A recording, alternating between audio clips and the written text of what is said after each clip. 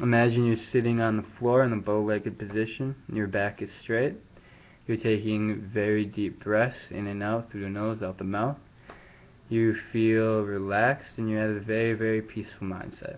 If you are experiencing these things, then you're hopefully meditating. Meditation is practiced by millions of people daily to obtain self-enlightenment, inner peace, or even just take a break from their hectic day. Meditation to me was introduced a few years ago, and I've been meditating on and off for a few years, so I thought this would be the perfect topic to broaden my horizon and then spread some information to my peers.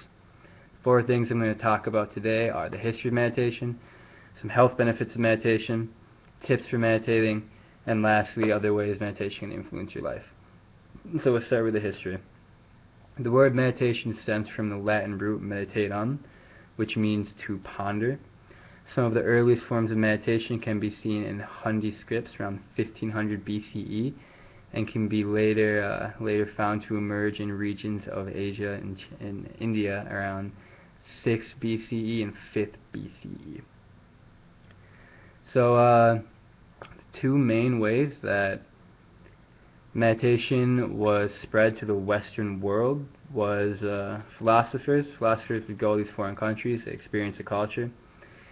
They'd see these Buddhist monks in their temples meditating, what they could do with it, and they would come back to America and enlighten people and spread their information and what they learned.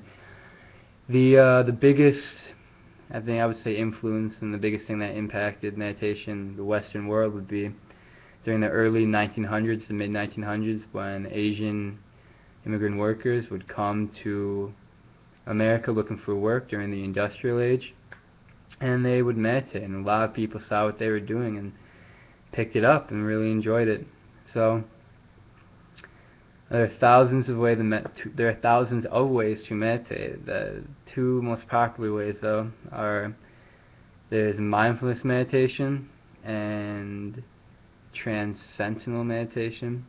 Mindfulness meditation is usually the type of meditation that you think about when you're sitting down, you're in a bow-legged stance, you're taking deep breaths, and you think of like meditating. That's usually the form that most people take.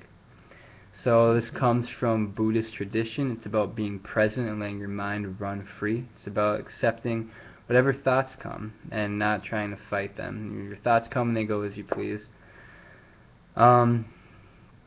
This other form of meditation is a bit more tricky. This is the transcendental meditation. Sorry, it's a tongue twister.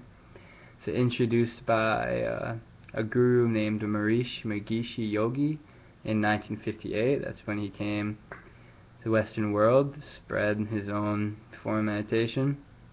Now millions of people follow it. This focuses more on a unique quality of rest and releasing stress and tiredness from your body in a very natural way. Now that you know a little bit of history about meditation, I'm going to go on to the health benefits. There are countless health benefits to meditation. Associate Professor of Medicine at Harvard Medical School, Dr. Herbert Bensono, quotes, "We found a range of disease-fighting genes that were active in the relaxed state of people who meditate. These genes are directly correlated with stress reduction, and stress can be correlated with the main diseases and killers in America today, which is heart attack, stroke, high blood pressure. Those are correlated with stress, and meditation is a huge stress reducer." Dasana Dorji, a cognitive neuroscientist at the School of Psychology at Bangor University, quotes that after an 8-week course of mindfulness practice, the brain's flight or fight region shrinks. The fight or flight center of the brain is associated with fear and emotion that is involved in your body's intuitive response. So say you're being chased, or say you're going, a better example, say you're giving a speech and you're nervous and you feel anxious. If you meditate, you reduce your anxiety, you reduce your stress, that will help you be more calm in certain situations. So meditation can actually change the formation and functions of certain centers of your brain. So now let's go on to some tips about meditating. Remember two main things about meditation is try keeping your back straight and proper breathing. Proper breathing such as inhale through the nose and out the mouth slowly. Another big tip is patience, determination. It's going to take time. You put your time into it, you will get your time out. Like the time you put into it, you will receive that tenfold. Now, some different ways meditation can influence your life is it helps you focus your goals. You want to do better in school, you want to get a higher GPA, just meditate. Set your mind to it. You want to have more confidence, meditate on it. Set that time aside for you to focus on. Just try quieting your mind. Just focus on your priorities. You'll definitely see that will help me. It helped me a lot. I know it can help you a lot.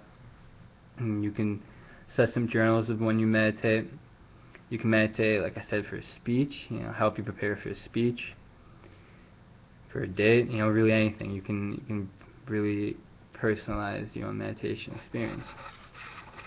So now that we've talked about those 4 things, I'd like to go to my conclusion. Meditation is a practice done by millions of people every single day.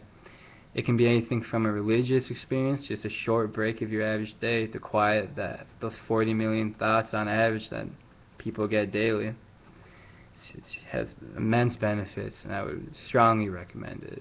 It's great for you, and it just helps immensely. Well, thank you very much for taking time to listen to my speech. I hope you enjoyed it. I hope you bring meditation into consideration for your life, and thank you very much. Have a nice day.